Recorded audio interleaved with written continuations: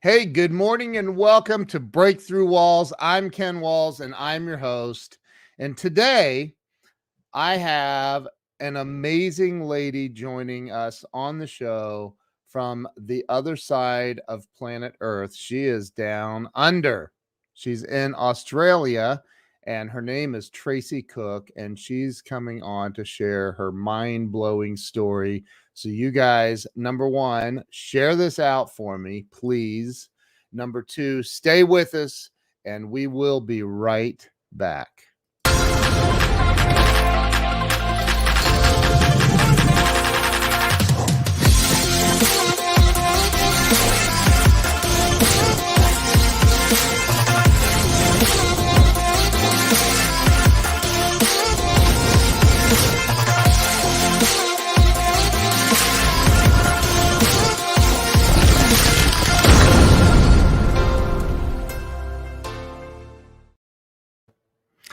All right, we are here, and I am excited about this. This woman actually has this show, my face, on her vision board. I can't wait to hear about that. Like, I have a stalker on the other side of the world. That's so awesome. Let me welcome Tracey Cook to the show. Tracey, welcome. Hi, thanks, Ken. Thanks very much for having me. I'm very grateful. Oh, I'm so happy that you're here. And I am so happy to know that I have a stalker in Australia. You sure do, in a very uncreepily way. But I seen one of your shows that really inspired me to watch you, and in a non-creepy way, I stalked you, and I've got your face on my vision board because I thought one day he's going to ask me to be on his show, and that's why I'm here today. And thank you very I much for that. I'm very love it. excited and grateful. I love it, love it, love it. I remember I don't know how long we've been friends on Facebook, but I know that I saw you on Ray Higdon's show, Ray and Jess. Um it was so impactful. I can't remember the name of the show all of a sudden. Play to win. What's that? Play to win. That's right. That's right. So, yeah, I mean, so you've done a lot of great things, and I want to give you the opportunity to, I started this show, as I've said a million times. I started this 3.5 years ago, I think, and it was literally to give back to the world, help people have a breakthrough in life, because I think we all go through the crap in life, and some of us get stuck and we stay stuck. We stay there. So, why don't we start with you telling everybody where you were born and raised? I was born in Perth, Western Australia, and that's on the west coast of Australia. And Mm-hmm. it's about as far away from the US as you could possibly get, in a very low income, socio almost downtrodden area. You had Mm. to be tough to grow up in the part of Perth City, where I actually grew up. And I grew up in a very traditional family as well, where dad would work, mum would stay home, and I had a younger brother. So upbringing was very traditional. And that was just what the world actually seen. And Wow. Ken, there's lots more to my story. Yeah, yeah, I know there is, and I can't wait to hear it. But so you said it was a poor area. A very poor So area. your mom stayed home, your dad went to work. What did he do for a living? Was he I like think a he's had a million jobs, Ken, for anything from a car salesman to a truck driver to working down at the stables with the horses. Wherever Dad could get a job, he would get a job. So he was gone a lot of the time, and he liked a few beers after work, like many men did in that kind of mm. generational time. Do you think those beers that he liked may have prevented him from keeping a job? I'm kidding. It didn't sound I like he stuck around for long. He didn't stick around for very long at all. So although he put on this facade that he kind of had it all together and he was the man, and it is very, very generational. And Ken, a lot of your story is with things you've gone through. would probably be really resonating as well. But my father liked to drink, like really drink every Yeah. single night. Yeah. He would have a beer. He'd drive home drunk, still not right. Everyone was doing it back in the day, but still not Yeah. right. Right. And mum was very subservient, have dinner on the table when dad got home. And that was the generation, not unlike many of the families in our area. We were a poor area, Wow. and we didn't have much at all. Wow. So now would he get like wasted drunk every night? Is that like blackout drunk, kind of like what I used to do? I mean, I did, So is that what he would drink to Just oblivion? about. My Yeah. father was a very proud, and he was a very hardworking man in whatever he was doing. Yeah. But he was also very, I am the man of the house. He was very angry, and he was a non-communicator. Mm, So, working hard, being the provider of the family with not much money at all, he would quite often lose his jobs. And my mum would have to actually drive him around to meet clients or to go and pick up things with his job and wait outside for him to come. Now, on quite a few wow. occasions, he didn't actually come out of the pub. So mum would leave and come home. And then he'd get a phone call and she'd have to go pick him up. So there are some nights where he was actually blackout drunk, Ken, and there was some Wow. nights where he would come in staggering, and I remember the smell, and we were only little ones, but I remember the smell. The smell was so bad. Yeah. And mum would bring out the dinner and the steak and veg and put it on the table, and you'd hear him eating. I'm painting a picture here, Late, Ken. was this late at night, like super late? Yeah, probably anywhere from 8 p.m. onwards. We didn't go to bed too early. Yeah. But sometimes mum, I think, would keep us up just for a bit of company. We'd hear him pull in the driveway and mum would go, shh, don't say anything. Watch the TV. Don't look at him, So that's the way we were Wow. conditioned when we were to grow up. It's Wow. it sent a lot of mixed signals, Ken, to Yeah. me, even as a 6 to 8 year old. I was like, why are you allowing him to do this? Why are you still cooking him dinner? And then he's going to come in and he's going to treat you like crap, and he's going to throw the dinner on the floor if it's not cooked properly, although it's What? 4 hours old and it's cold. Oh my Um, god. And that's his fault, not hers. yep, Wow. yep. Wow. Yeah, so that's what we grew up with. And then my brother would go to his room and I'd go to mine, and I'd be kind of protecting my brother. And then you'd hear them fight, and then you hear smashing plates, and you'd hear the arguments, and then sometimes you'd hear the police pull up. And that's the way we grew up. That was Wow. what I thought was normal. I thought Did everyone, Ken, was doing that. That's what everyone done. Absolutely did that amazing. was that your entire childhood, or did it come to an end at some point?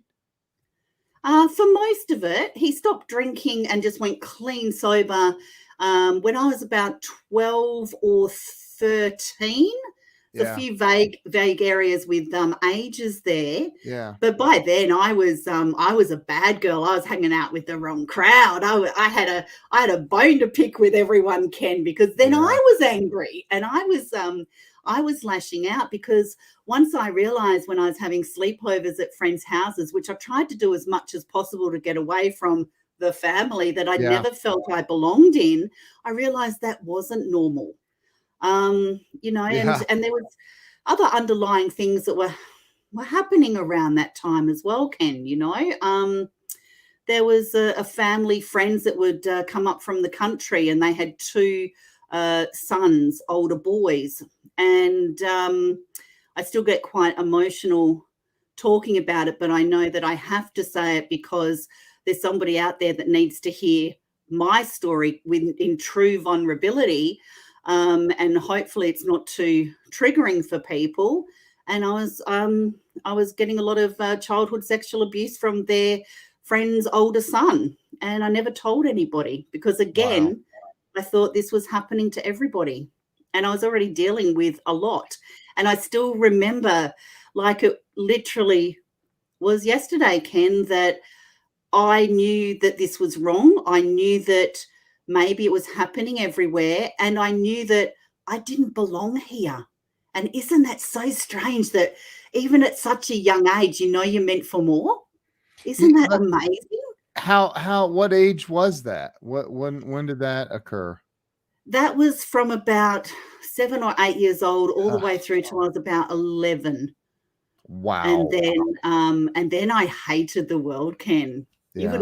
You would not have liked me as a teenager. Well, I was getting ready to say, you look so angry today. Yeah.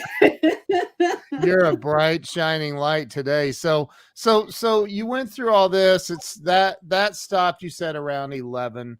Um, Mhm. and then you went, I I don't know how do the grades work in Australia? Is it like here in the US, you have Yeah, elementary, it's middle very school, high school, and then college, or how does that work there? so we've got primary school, which is like your elementary school. So Okay. that goes through from grade 1 to 7, and then when you're 12, almost 13, you go into high school, and Okay. then you can go to university if you're really smart after Okay. that. So we don't have college. We have a similar college where you can go and do like technical skills if you're Yeah, learning yeah, a yeah. trade. Yeah, But we've just mainly got primary school and high school. got it. Got it. So 11, 12, you're heading into high school Mhm. ish, Definitely. right? How did high school go for you? I was actually surprisingly, because I was so rebellious and I was so out to take on the world, and Mhm. you don't get to tell me what to do. I was actually pretty good at school, and dare I say, I was actually quite popular at school. I used to hang out on the oval and smoke with the cool kids, and we used to Oh, wag to spoons hang in out the on the centre hang out on the what? on Hang the you oval, what like a football field, uh-huh. Oh, it's the called an oval. oval? What do you call it there? I don't football field. Yeah, Like, football field. On the but field. football in Australia is soccer here, right? Yes, yes, Yeah. Yeah. definitely. Yeah, so Yeah, you'll some have to tell your differences. daughter that Aussie word, oval. Oval. She probably knows it. Yeah. I mean, so so so you were popular, you hung out with the smokers, you did well, were like academically, you did well? I did pretty good, and looking back now, we always look back on our potential, and I could have done a lot better because I was always mischievous in class Yeah. because I was bored. I Yeah. needed some stimulation. I needed someone to take my hand and say, Tracy, like I see you. Let's go do this, something better, Let's turn all that bad energy that you've got and let's Right. point it in this direction and let's go and do something great with it. And it's just a pity that kind of I hit every branch on the tree coming down, so to speak, Yeah. Ken. But all this time, I know that people say, you know, that you're meant for more. I actually knew I was meant for more all this time, even through the self-loathing time, even through the depression, even through everything that I went through. I still knew I was meant to do something. I just didn't know what, and I had no guidance. Wow. So you I mean, did you find yourself living in um resentment? Mm. I mean, I asked that question because I get it. I've been in very similar situations as a child. So, but did you find yourself resentful towards the adults around you? 100%. And I felt a resentment against myself as well for not actually having a voice to speak out, for not Yeah. actually speaking out and going, Mum, this is happening. Because every time I went to go and tell my mum what was happening to me, the abuse as a child, I'd see her kind of looking out the window, really sad, or I'd see her kind of going, oh, just what do you want? I've got to do this before your father gets home. Or, oh, will you just sit down and shut up? You know, I just need some quiet. So she was dealing with her own stuff. And I didn't quite understand that at the time. Now I do. But I always felt like I was a bother, or I'd just be another trouble, or I would just be another problem she had to try and fix. So I Yeah. never bothered her with it. So resentment is a great word. I resented them for not actually noticing. I Yeah. resented them for not being approachable. And I was very angry for a long time. And I resented myself for not having a louder voice and telling a teacher or another parent or something like that. And it took me a long time to realize that this doesn't happen in all families. Everything is happening in my family, then it's not happening everywhere else. And we were Right. one of those generational families, Ken, that everything stayed in the four walls. You don't Yeah. tell anybody what stays Right. in this house, what happens in this house stays in this house. And then my brother used to play football, and then we'd have all these arguments and all this abuse and everything. And the next minute we're down at the football oval watching my brother play football with the other families, acting like a big happy family. And I Yeah. thought, okay, so we have to pretend. We have to pretend we're happy. So it's okay to go through all this stuff and all this abuse and all this unworthiness and all this self-loathing. And then you just put your big girl pants on and you go out and you pretend everything's okay. Wow. And Yeah. that's literally my teenage years. And I only withstood that for about 3 or 4 years. And I left home when I was 15, and I got in with the very, very wrong crowd. And that's where I felt like I was belong. They were all You hold it. misfits, and they all had a story like me. You left at 15. Mm-hmm. Yep. Oh my God. What's the average age of leaving home in Australia? Probably 18 or 19. Wow. Mm-hmm. Look, Victoria says you must have been raised in the South. Oh, yeah, for sure. Like, you know, in the US, how you got rednecks?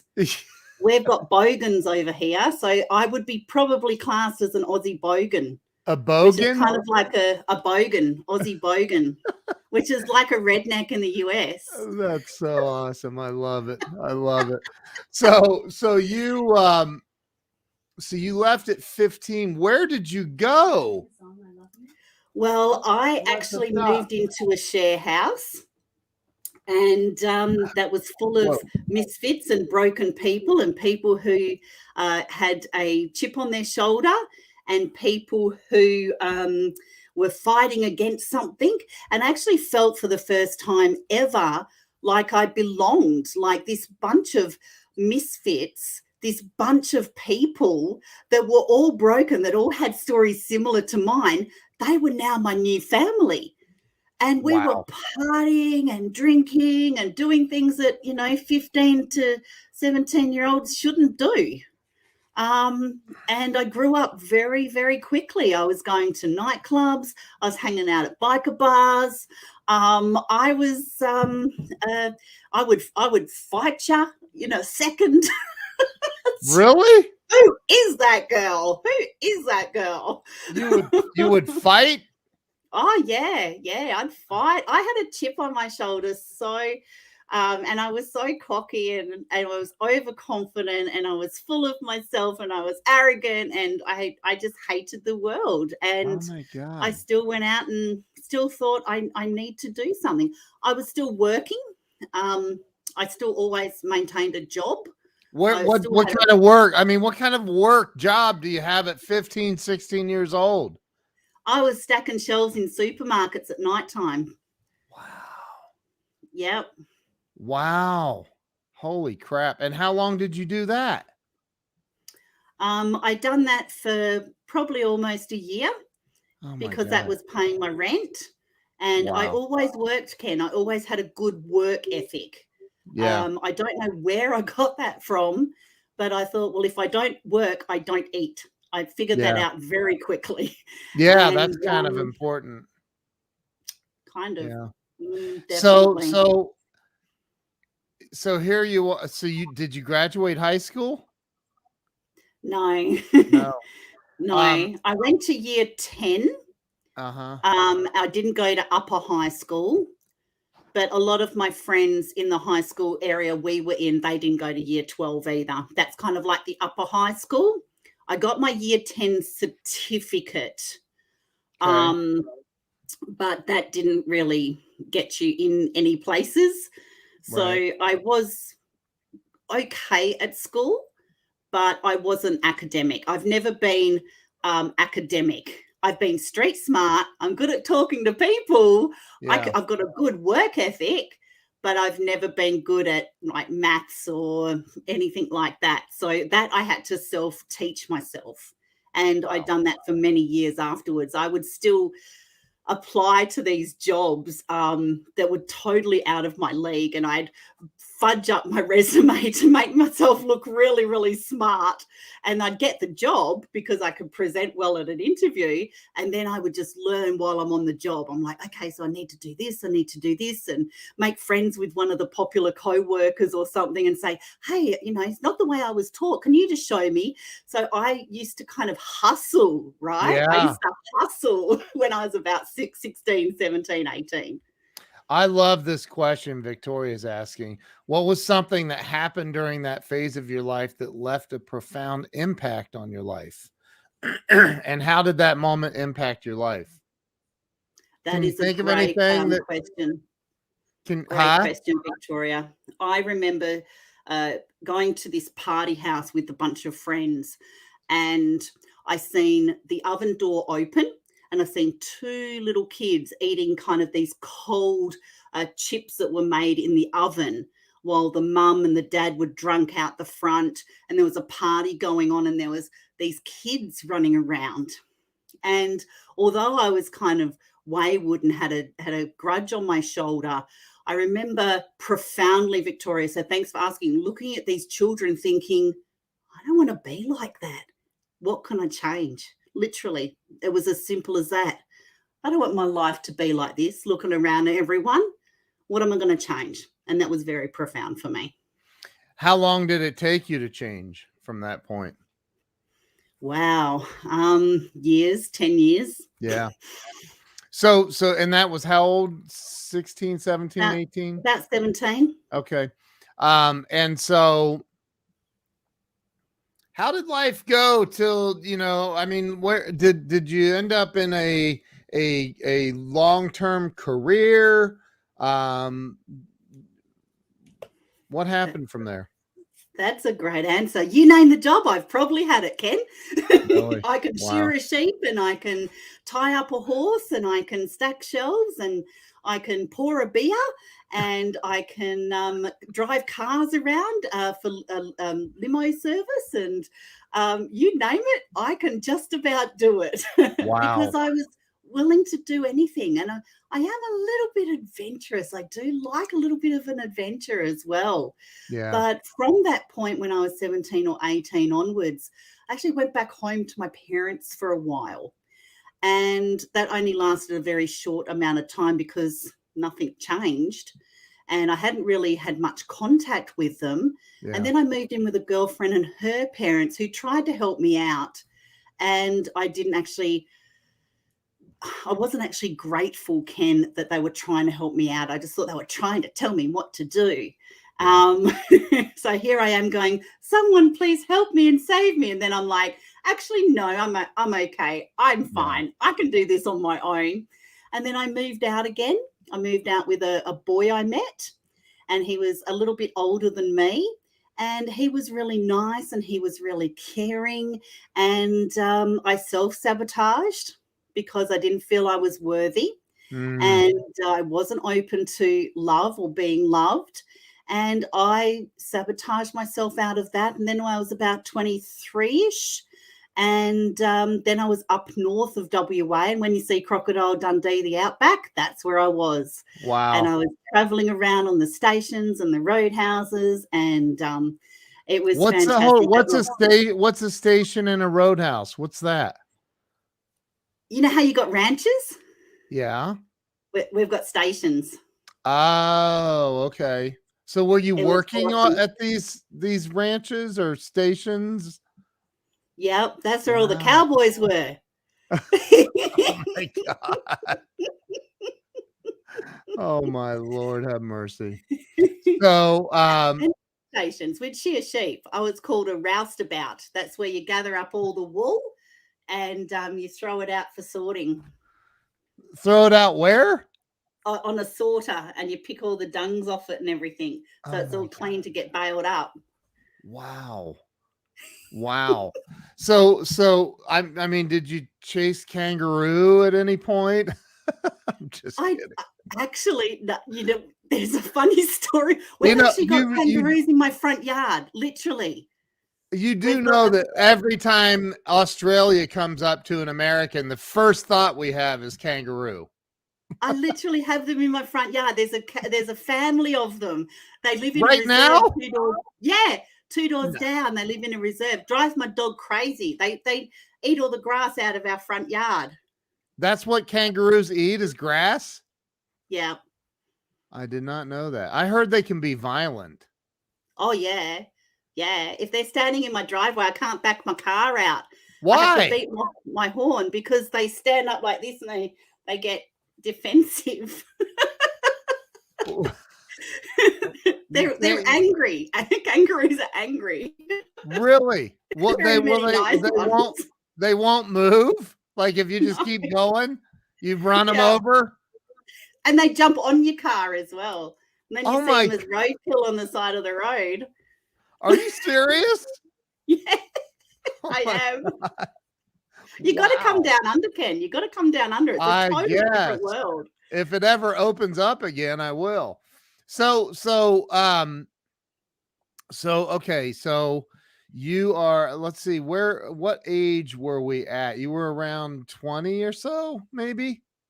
Yeah, probably mid 20s when I sabotaged my relationship, and then mid 20s I was up in a place called Broome in the northwest of Western Australia, and I was working in the pubs and I was doing housemaiding up there, and I was House working in the what? nightclub housemaiding where you make the beds Oh, okay. and change the linen. Yeah, okay. And I'm talking a different lingo. I I know. I must apologize. I I feel like forget. I'm in a different country all of a sudden. So, yeah. And Broome was absolutely amazing. That was another pivotal moment that kind of changed everything as well, because I finally started getting my act together. I kind of had a bit of a vision about who I wanted to be and what I wanted to do. And I actually started caring for myself a little bit more, although I was still a little bit wild. When you I say wild, hold on. When you say wild, um, like does that mean that you drank a lot? You were shooting heroin? no, Like what was wild to you? I mean, I a kangaroo jumping on my car is pretty wild to me, but what was wild to you back then? We would party all night. We would drink. I never ever done hard drugs ever. Yeah, Um, but I was never persuaded to, and I could have quite easily, Ken, gone down that track yeah, with hitting every branch on the way down with the domestic violence and the abuse and the self-limiting beliefs. I could have quite easily, because all of my friends were doing it, and I was tempted a few times, but I thought, you know what? No, I'm better than that. And there's that self-worth. I had low self-esteem, but I still wanted to be more. All these benchmarks and all these milestones, I still wanted to be more. I knew I was going to do something great, and I kept looking at these people doing drugs and thinking, that's not me. That's definitely not me. right. And Broome was great because I was still partying hard. I was still wild, but it was the first time in a long, long time. And it's a nice coastal town. There was beaches, and it's quite resorty, and it's very touristy. So I could be whoever I wanted to be there because nobody knew me or my family or my past. So I reinvented this better version of myself. I didn't lie about who I was, but I could be something better and not be judged for my past mistakes or the What people was that I hang around. what was the name of the town again? Broome. Like Broom? Broome, Broome. Oh, okay. It's like a coastal resort town. It's beautiful. And you said it's in the northern part of Australia? Northern part of Western Australia. Yep. Okay. Okay. Very popular with tourists. Okay. So you and you mentioned you threw in there domestic violence. I didn't hear, you didn't talk about that earlier. So you went Yeah, through so that too. Dad was not the nicest man to my mother, and I remember when I was about 9, I just had enough, and I got in between my mum and dad, said, enough, stop it, enough. And Dad used to like to get the jockey whip out. And I remember going to the school on the bus many, many times, black and blue from the jockey whip. And I still can't get changed very much in public now because of the scars on the legs. So that's a reminder quite often for that. And it's quite funny too, Ken, because about 2 years ago, I confronted my mum and dad on a phone call. I said, I've got something to tell you. It's been bothering me. What you do with the information is up to you. I've got to get it off my chest. This is what I suffered at the hands of your friends' sons. It's not your fault, but I'm just letting you know what happened to me because I need to tell you. Yeah. I need to let you know. And the first words out of my mum's mouth was, "What a load of you're delusional. That never happened." Oh and my I was God. taken back. I'm like, okay, well, I didn't expect that. And then you question yourself. You're like, no, I know I'm not delusional. And I heard my father in the background and he's like, none of that ever happened. I never, ever hit your mother. And I'm like, I really am not making this up. And then I was confused for a few days afterwards. And I thought, you know what? They have to deal with that. They have to deal with the denial. They have to deal with their consequences. But I finally found my voice after being told, sit down and shut up. What have you got to say? Don't bother me. You'll never amount to anything. Who do you think you are? Constantly. And I bore those scars for so many years, 35, 40 years I bore those scars for. And I thought, enough's enough. I'm going to just come clean almost and lift that weight. And what you do with that information, Mum and Dad, is up to you. But I'm free from that. And I haven't spoken to him since that phone call. Wow. I've got chills all over my entire body, Tracey. Wow. Mm-hmm. Yeah. Wow. So thank you for allowing me a platform to share. And it is a little bit triggering, but it's important to share these things because it helps. My story may help unlock someone else's story. That's right. They're not going to feel alone, Ken. They're going to feel like that you can be better and there is hope for you. And, just make a few simple changes and you can change your whole life. I'm every reason not to be a success, And even from going from Broome, where I actually found my self-worth, and then I met this boy, and then I've moved in with him again. There's always a boy that ruins everything. And I ended up getting pregnant. I was supposed to be flying out to England with my girlfriend to go nannying in England on my next adventure because I found myself. Whoa. Wait, I interrupted you. You're going to have to repeat that again. You got pregnant and you ended up in England? No, I was supposed to go to England with my girlfriend to be a nanny, and we're going on an adventure because I'd found myself, and I met a boy, and it ruined it all, and I got pregnant. Oh, wow. And how old were you at this point? And almost 30? 27-ish, okay. 27. And what happened from there is he was a narcissist. I didn't know. Treated me good at the beginning, and then probably about 8 months into it, I was 8 months pregnant, and he was very abusive, and he hit me with a baseball bat and put me in hospital, and I almost lost the baby. Oh my God. Mm-hmm. Oh my God. How do you say that without crying? I don't. That's why I'm biting my lip. It doesn't matter how many times I tell that story, and I need to tell that story because people who are going through that need to hear my story. So it's not about me, Ken. It's about giving hope to someone else that if they're in these situations, it does happen to other people. For so long, I didn't think it did, but it does. And there is so much power in our vulnerability, and we have to wear our stories like a superhero cape and not an anchor, because they are not there to hold us back. We can't sit in victimhood.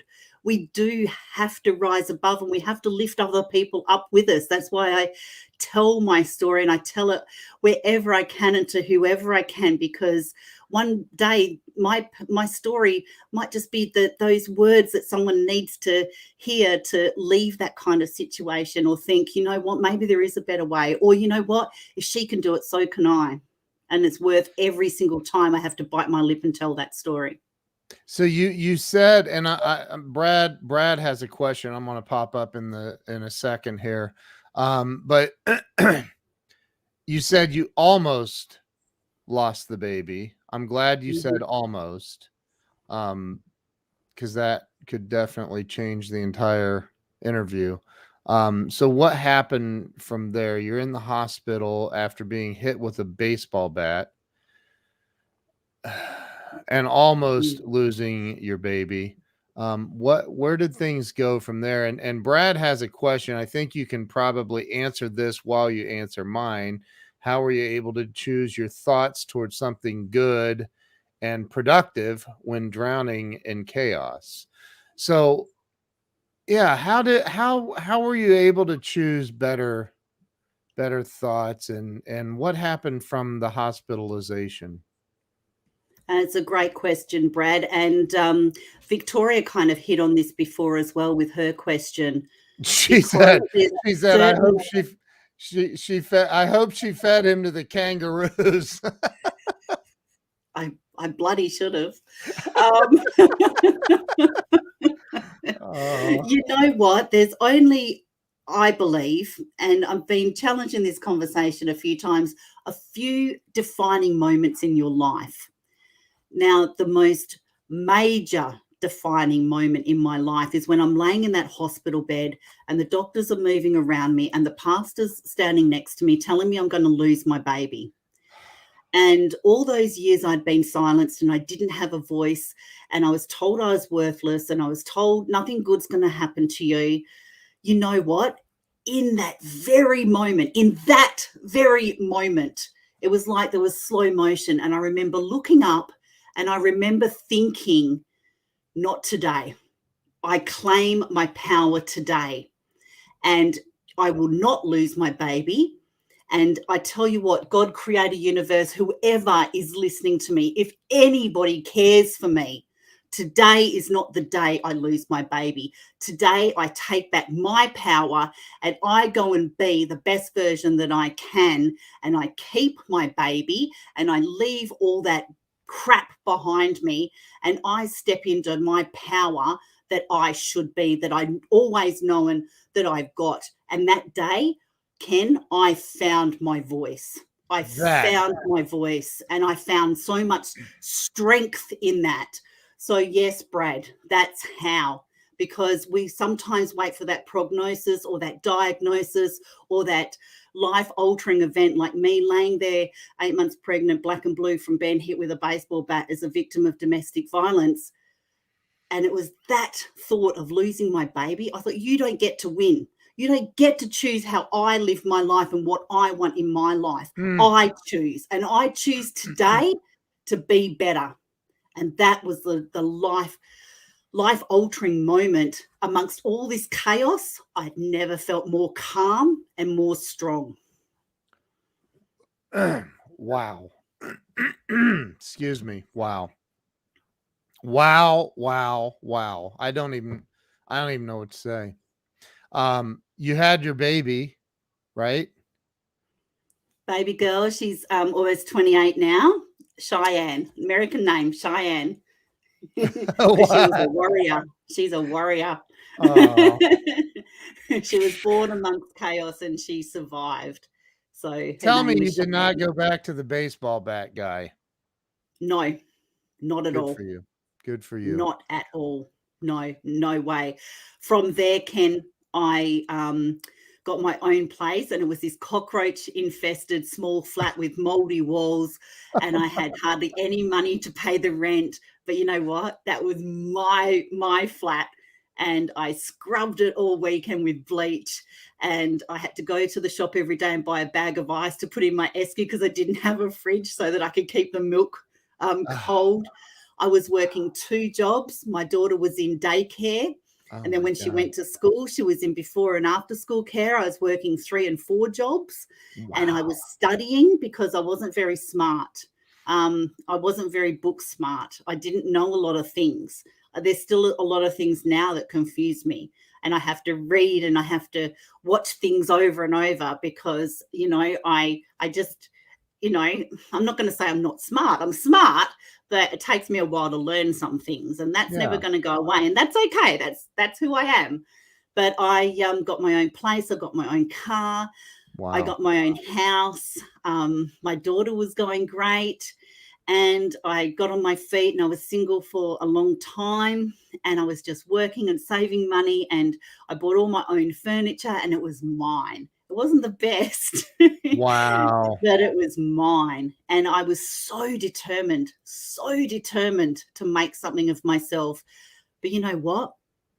I was so much more determined to help other people that had gone through that. And that was always my mission and my passion. Always. Really? Yep. And And I and you knew that. You knew I that down inside. yep. If you're broken, if you're homeless and sitting outside the shops, I'm going to buy you a coffee or I'm going to buy you something to eat. I've always been Wow. like that. I'm not just going to walk past and ignore you. I've never ever done that because you don't know someone's story. How dare I judge or I don't know what they've been through. So Mm, let's just be nice. Let's just be humans and let's just be kind, you know? amen. Yeah. And it Wow. changes. It changes the world, you know. I remember once there was a girl, she'd left her husband or boyfriend, her boyfriend, he was beaten up on, and she had a little girl about the same age as mine when mine was little. And I let her come and stay on my couch because that's all I had Yeah. for months and months. And she tried to give me rent money. I'm like, you save up and you get your own place for your daughter. I'm helping Wow. you. But in exchange, you got to look after my daughter while I'm working. I was Yeah. hustling even then. But you Wow. help, you barter with each other. We have to embrace the goodness in people. We're so quick to judge, aren't we? We're so Yeah. quick to put someone down or assume what they're like just by what they look like or what they wear. And I just think we can be better than that. I just think that we can just try just a little bit harder than that to change the world. And that's what I do today. I interview people and I get them to share their stories, which is important. And from that, we're creating education and awareness in the communities. And we do a lot of fundraising. And we call them sunshine packs, Ken. And we fill them full of backpacks full of essential items for foster kids that have been taken from abusive or domestic violence relationships who have been Wow. taken into emergency foster care. And we have sunshine backpacks to restore their dignity because 9 times out of 10, they're turning up at someone's door in emergency care with their stuff in a garbage bag, like they're garbage. Like Wow. they're the byproducts of domestic violence and abuse. So let's restore their dignity. Let's just give them a simple thing like a backpack with some essential items and a teddy bear and a note that says you're worthy. Restore a bit of Holy their moly. dignity. Get it at ground level. Let's start knowing that doesn't matter how bad their circumstances are, that somebody will care and they are worthy. And they're going to Wow. remember that. They're going to remember that. And hopefully that'll break those generational abuse cycles. Jiminy Christmas. Like, It's a lot to take in, Ken. I'm sorry. When you huh? get me talking about community and hope, I could go on for hours. I'm sorry. I like people look, Victoria's crying. She won't admit it. She thinks I am. But it's and she's in Louisiana here in the US. And your story, your vulnerability, your transparency is impacting people around the world, not just in your community, but around the world. Right now, you're telling a story of hope and how you're helping other people with the sunshine packs and and there are people around the world right now you're triggering that are saying, I can do that too. Oh, wouldn't that be wonderful? Wouldn't Yes. that be wonderful? That would be absolutely amazing. You, Just contact your local shelter or something and just say, where can I drop off some essential items? Where can I leave some Christmas presents? Where can I leave some birthday presents? Where can I leave a toothbrush and a change of clothes? Because you know what? At a time of need, that's what these kids need. Adults too, but kids are the future. Kids are the ones that will break those generational cycles that we see on the government systems, that we see in those abuse cycles. We can just restore hope and dignity at all these different levels. When the kids are smaller, they're going to grow up to be better humans and break those chains. That's what I think. Maybe an uphill battle most days, maybe frustrating and overwhelming, but if we just touch 10 kids, a month, 10 kids that they smile for half an hour, while they're hugging their new teddy bear, that's worth it, right? Wouldn't that be worth it? it's amazing. Jeffrey Wolf, my friend out in California. How do we help spread the sunshine? And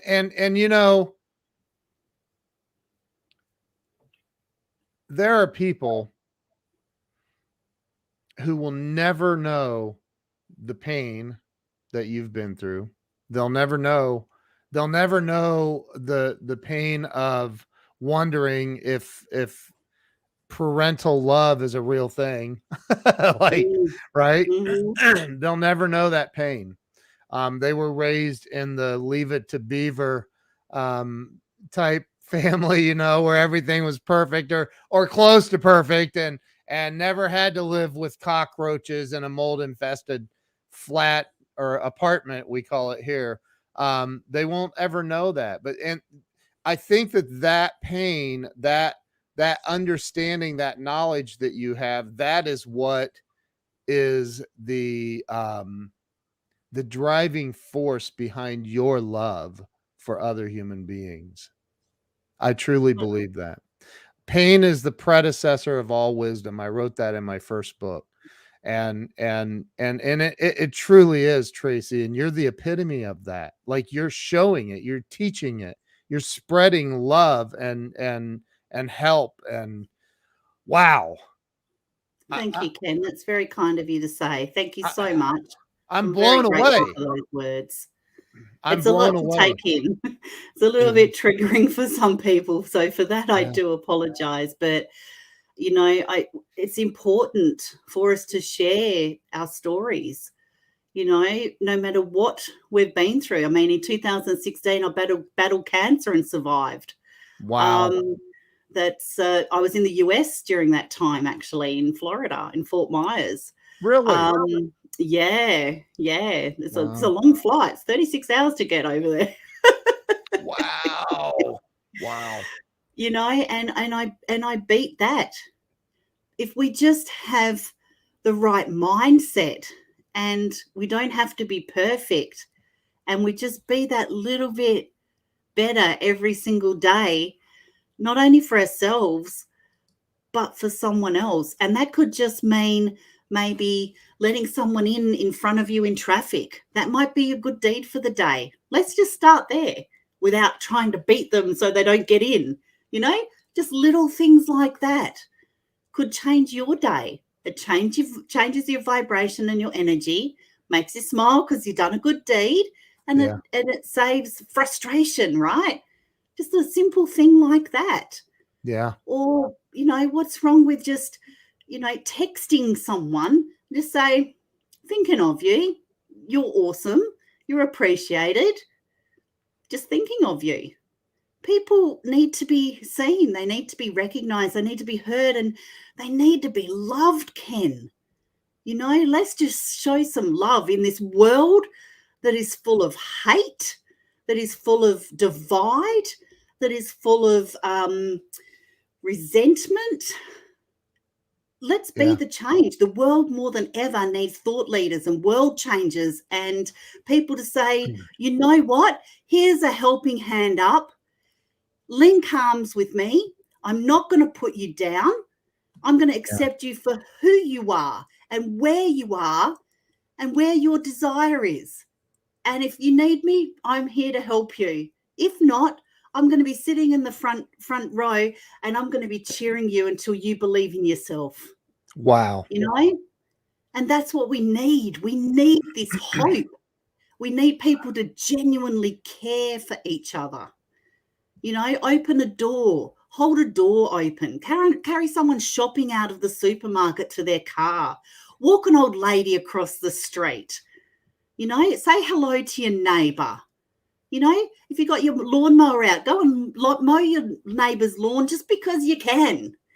It's not going to be, you know, it's not all about us and having this scarcity of I've got to do what's right for me. No, you've got to do what's right for your community. You've got to do what is right for the world because that's the way we change the world. Yeah. Amen. Oh my God. You know, I blame Brandon.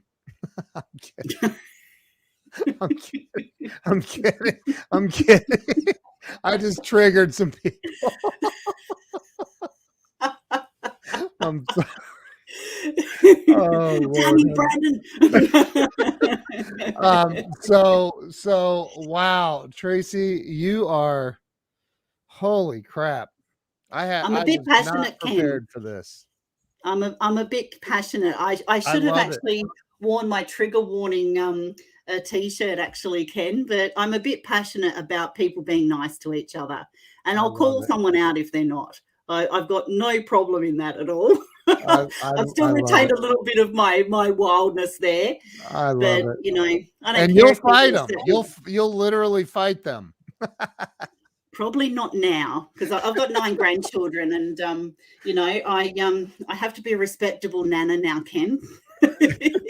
But I will tell people if they're out of line or not treating people with respect. I've got no problem about that.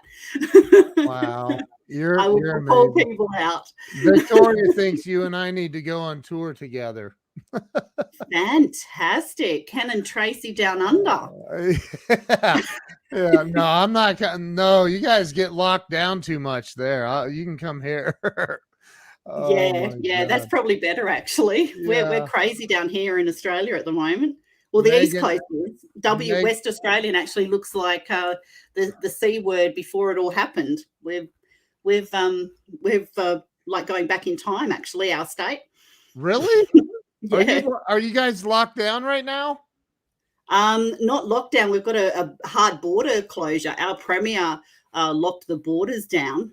And we actually look like the land of 2019 here. We've had hardly anything happen here. The kids are still going to school. People are still working. The cinemas are still open. Businesses are still thriving. There's hardly any mask wearing at all. I think we've had 2 weeks of lockdown and we've had 3 cases. Wow. Wow. The East Coast, they're crazy over there. Yeah. We won't talk about them.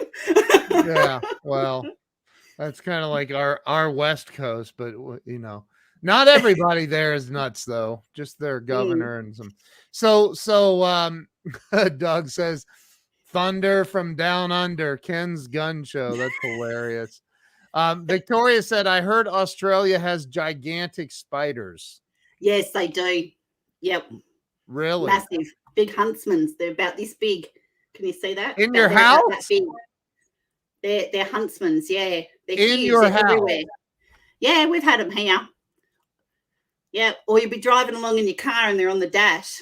Shut up. Yeah, and there's snakes. There's heaps of brown snakes coming out because it's nearly summer, so there's heaps of brown snakes coming out now.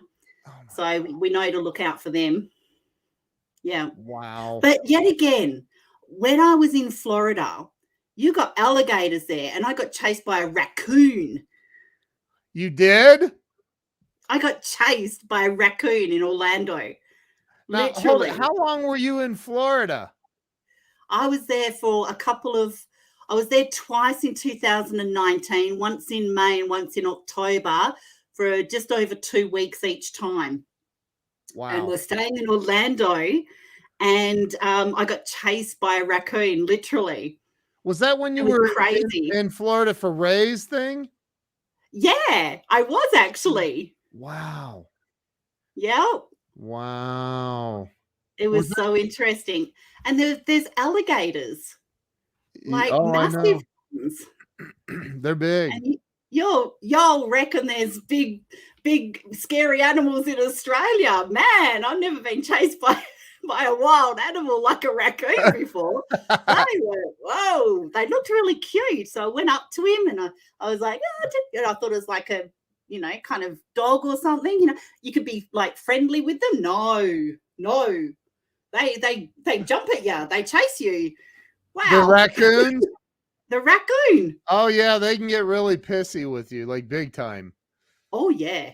Oh, yeah. Yeah. Yeah. Nana Yeah. did run very fast that day, Ken. Did you have food? Yeah, I had some like cheese stuff. Well, that's Because we why he had chased you. He didn't chase you out of anger.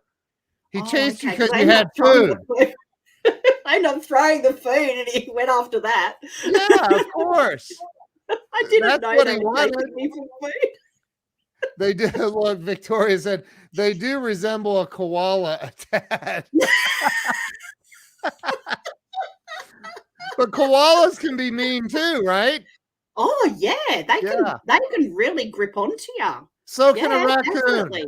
So can a Yeah. raccoon. Yeah, well, nearly did. Oh my God. That is And I so funny. fulfilled a bucket list thing when I was over there too. I always wanted to go to the Everglades, and I fulfilled the Everglades boat trip through the Everglades. That was on my bucket list.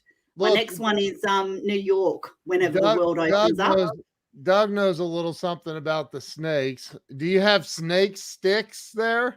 Yeah, Yeah. yeah, definitely. You got to have a snake stick. When I take my dog for a walk, I've got a stick in case they come out. Oh Yeah, my they God. are everywhere.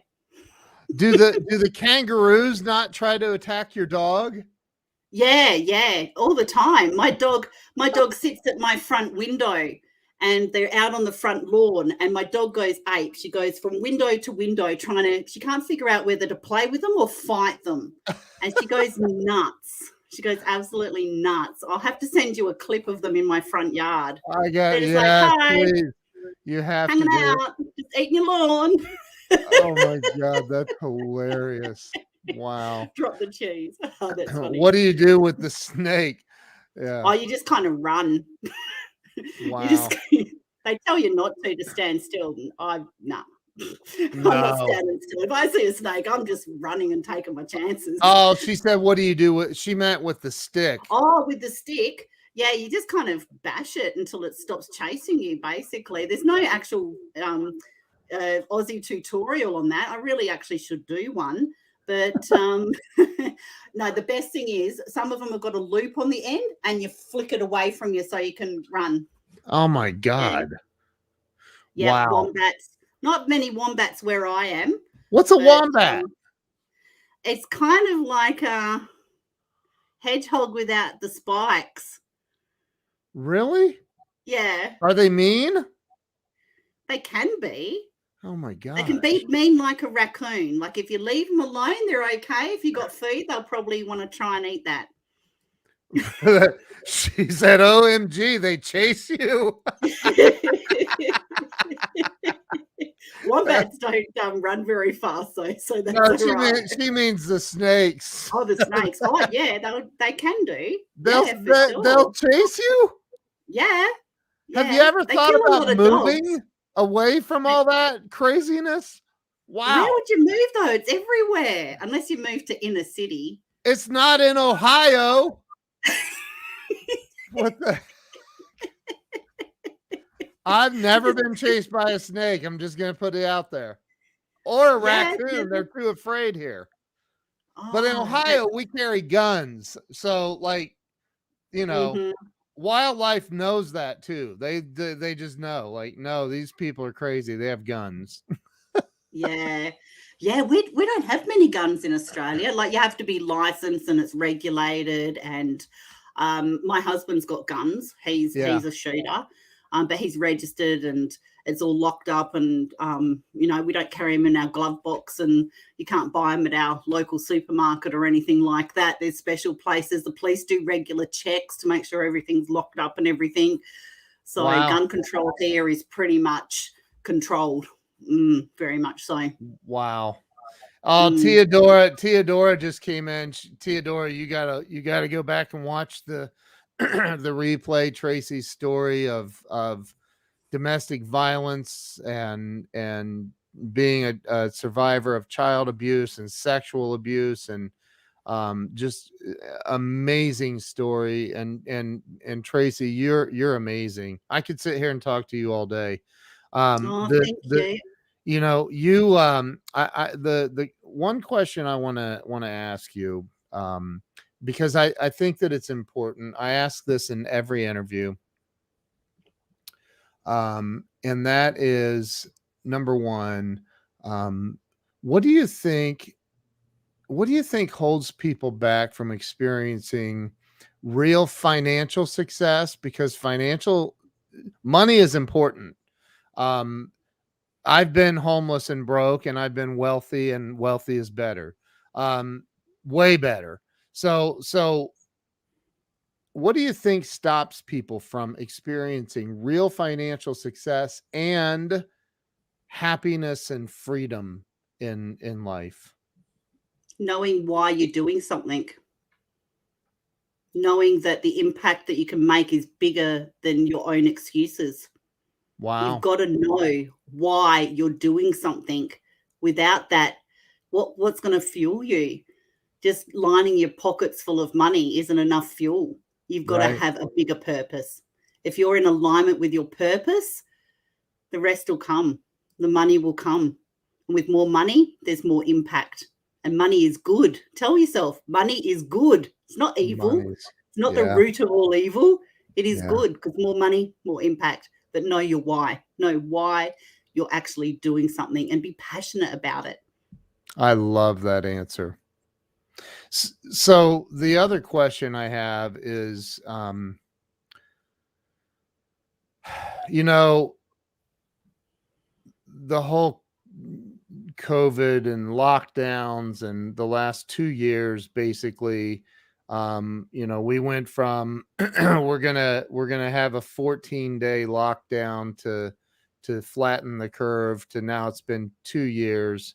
Um, I have a friend that runs the suicide hotline for the government here in Ohio, and I know that the phone calls they were getting, I mean, skyrocketed, and suicides globally have gone up. Um, for somebody that's feels like they've tried everything, they've given everything to their idea, their job, their business, their life, their whatever, and they're hanging on by a thread, and they don't know what else to do. What do you say to the person that's barely hanging on to help them get to the next moment? What's one small thing that you can say to yourself in a mirror? What is one small thing? Just one small thing. It all starts with one small thing. Take a look at yourself in the mirror. Think back to when you were little, when there was a nice moment that made you smile. And if that one little moment that happened yesterday or 10 years ago or whenever can just make you smile for a moment, there is still hope. Wow, That's the first step. that's so powerful. Victoria wants to know, how can we all support you and follow you? I'm all over media. I'm on Facebook. Can't miss this mug. I'm kind of everywhere. You're scrolling through TikTok, I'm there. You're scrolling through Facebook, I'm there. follow along, support. I share quite often all of my charity events and things like that, and that's where you'll see everything. That's so awesome. And she also wants to know, what advice would you give to young girls? Oh, wow. I was only having this discussion yesterday, actually. Great question. Young girls. My youngest at home is 15. She personally battles with severe anxiety and depression, Wow. and low self worth, very, very so low self worth. Wow. And we work on that with her every day. Although, I mean, I'm happily married. We've got 5 children, 9 kids, 9 grandkids. And we tell her how loved she is. She's a good home. You know, we look after her. The advice for young girls is just let them know they're seen. Just be there for when it all drops out.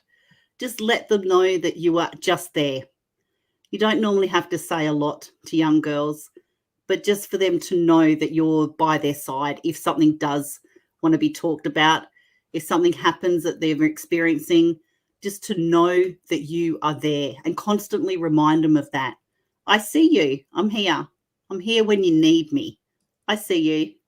Check in with them. I see you. Wow. You're worthy. I'm here when you need me. And just leaving that door open, because one day they're going to step in that door, sometimes probably sliding in on a banana peel, quite frankly, and you're going to be there because you've embedded in them that you're there for them no matter what. Wow. And they'll come in. They'll come in that door. You can't push them. They have to do it of their own accord. But just knowing that you are approachable and that you're going to listen to them. Every girl needs that. So powerful. This has been such a powerful interview. Brad Schroeder says, I don't know how this will sound, but I'm really proud of you. Oh, Brad, thank you. Don't make me cry. Thank you, Brad. Tracey, I am too. And I'm honored to call you a friend. I'm honored to have had you on the show. You're amazing. Like I've been through a lot of the similar shit. I'm a recovered alcoholic, with 19 years sober. And I know you struggle with addiction and other things. And, you see people that don't make it, or that remain bitter and angry and, unhealed, and they're still spreading hatred, and you're spreading love, and you're spreading a message of hope. And, that's just so powerful. You're a powerful, powerful being, and God gave you a massive, great, great purpose, and you're doing it. Thank you so much. That's I feel very humbled by those words, Ken, but I'm here to serve. I'm literally here to serve. You're amazing. Tracey, Thank you so thank you. Everybody, look at how she spells her name. It's EY at the end. So it's Tracey with an EY at the end, Cook. Go follow her on Facebook, and wherever else she is. She's everywhere. So make sure you're following her. Tracey, you're amazing. Thank you so much. I'm going to end the live stream portion, but hang tight for me.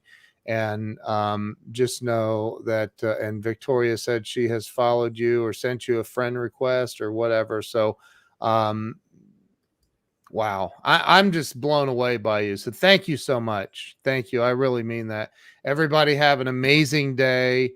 And Tracey, thank you for staying up so late with us too. I know it's late. It's after midnight there now, isn't it? It is. It Yeah. is. No, I'm very grateful. Thank you so much, Ken, for having me on your show. I Thanks, appreciate it. Tracey. We'll see you guys all later. Go follow Tracey. Support her. Love her. She's amazing. Thank you guys. Bye-bye.